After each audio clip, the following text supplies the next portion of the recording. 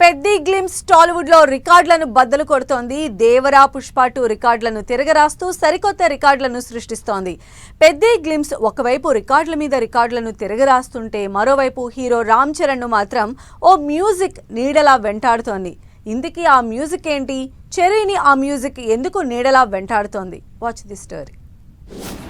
Mega power star Ram Charan, Buchi Babu combination లో వస్తున్న Peddi cinema Tollywood లో సరికొత్త రికార్డులను తిరగరాస్తోందా అంటే అవును అనే సమాధానం వస్తోంది. తాజాగా విడుదలైన పెద్ది సినిమా గ్లిమ్స్ 24 గంటల్లోనే 30 మిలియన్లకు పైగా వ్యూస్ ను సొంతం చేసుకుని టాప్ ప్లేస్ లో నిలిచింది.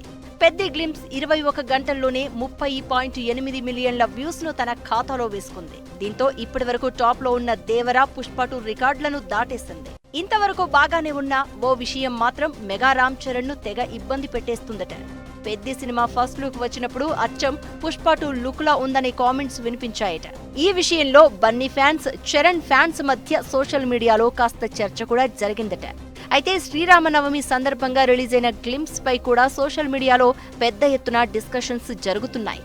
ఈసారి మ్యూజిక్ పై పెద్ది గ్లిమ్స్ ఆర్ఆర్ లో ఎక్కువ శాతం గేమ్ చేంజర్ ఆర్ఆర్ లా వినిపించడంతో రెహమాన్ మ్యూజిక్ పై సోషల్ మీడియాలో జోరుగానే చర్చ జరుగుతోందట. గేమ్ చేంజర్ కు తమనిచ్చిన ఆర్ఆర్ ని పోలి ఉండడంతో ఎవరి మ్యూజిక్ నుండి తీసుకున్నారు అనే టాక్ వినిపిస్తోంది.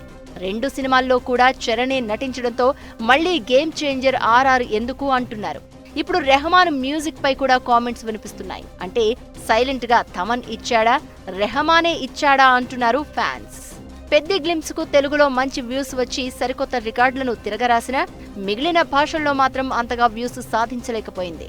హిందీ, తమిళ్, కన్నడ, మలయాళంలో మాత్రం ఆశించిన వ్యూస్ గ్లిమ్స్ కు రాకపోవడంతో మిగిలిన భాషల్లో ఇంకా ఏదో మిస్ అవుతున్నామనే ఫీలింగ్ చరణ్ ఫ్యాన్స్ ను వెంటాడుతోందట.